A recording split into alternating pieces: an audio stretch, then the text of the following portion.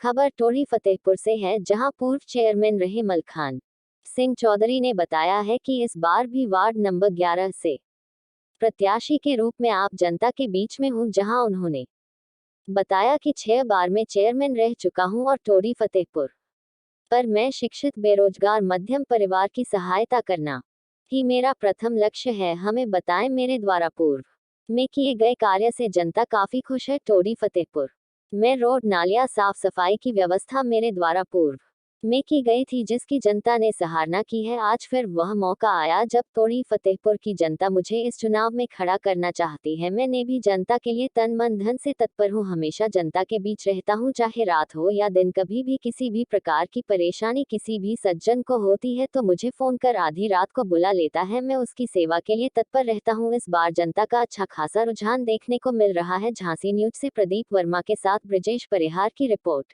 चाचा, क्या नाम है आपका? हमारा नाम मलखान सिंह चौधरी लगते हैं। चाचा, क्या तैयारी है चुनाव की? यहाँ की जनता आपको वोट क्यों दे? भाई, जनता सबसे पहले तो ये देख रही टोरी फतेहपुर में कि कौन प्रत्याशी ऐसा है जो सबको साथ में लेकर के काम करे।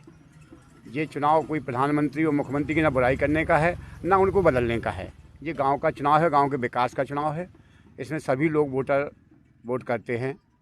और मेन बात यही है कि हम एक बार 6 से 12 तक चेयरमैन यहाँ रहे हैं। अपन ने जो काम किए हैं वो आज दिखाई दे रहे हैं, जनता की नज़रों में साफ साफ बोल रहे हैं। इसलिए आज जनता अपन को पसंद कर रही है और हम आगे भी वादा करते हैं कि जो अपन ने काम किए हैं उससे बढ़ के काम किए जाएंगे। टोरी फतेहपुर में सबसे बड़ी मेन समस्या ये है कि यहाँ का जो युवा वर्ग है वो बेरोजगार हो गया है, उसको कोई यहाँ काम नहीं है। और यहाँ का जो व्यापारी है उनका व्यापार नहीं चल रहा, दुकानों की दुकानदारी नहीं हो रही है। तो एक ही लक्ष्य है हमारा कि व्यापारियों को व्यापार उनका चल जाए और मजदूरों को रोज़गार मिल जाए, जिससे हमारे नगर का भला हो सकता है।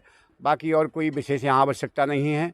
और बाकी रोड वगैरह हैं, यहाँ अस्पताल है, वहाँ डॉक्टर नहीं हैं। तो ये सब शासन स्तर की बातें हैं, ये चेयरमैन स्तर की बातें नहीं हैं।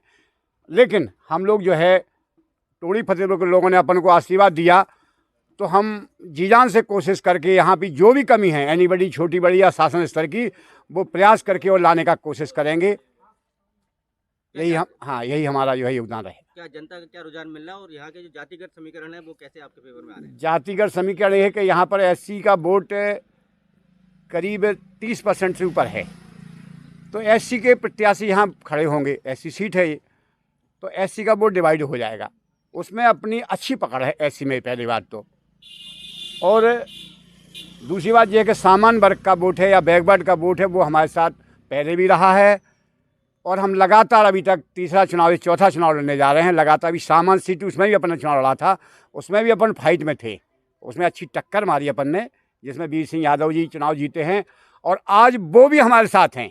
आज वीर सिंह जी जो हैं वो चेयरमैन बने थे और हम लोग आमने सामने चुनाव लड़ रहे थे। अब हम दोनों शक्तियाँ एक साथ हैं, वो हमको पूरा तन मन धन से सहयोग करने के लिए तैयार हैं।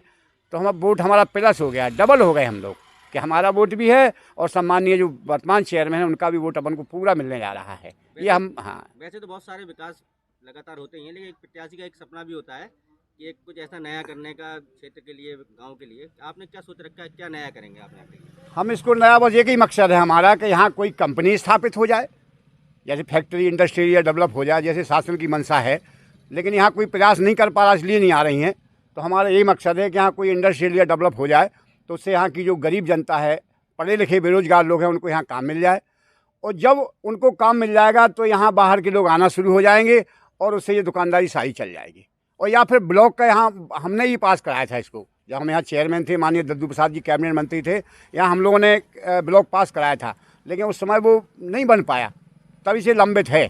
और हम लोग उसके लिए अपन को जो कुछ करना पड़ेगा वो अपन करके यहाँ ब्लॉक स्थापित करेंगे। ये हमारा उद्देश्य ही है ज़िंदगी का। बाकी हम रिटायरमेंट है, एक डिफेंस रिटायरमेंट है अपन लोग, हमको पेंशन मिलती है। और हम जब बाहर गए थे तो बाहर हमने देखा कि कस्बों में बड़ा चमक धमक है, वहाँ मजदूरों को काम मिल रहा है, व्यापारी खुशहाल है। तो ऐसा हम देखना चाहते हैं केवल टोरी फतेहपुर में।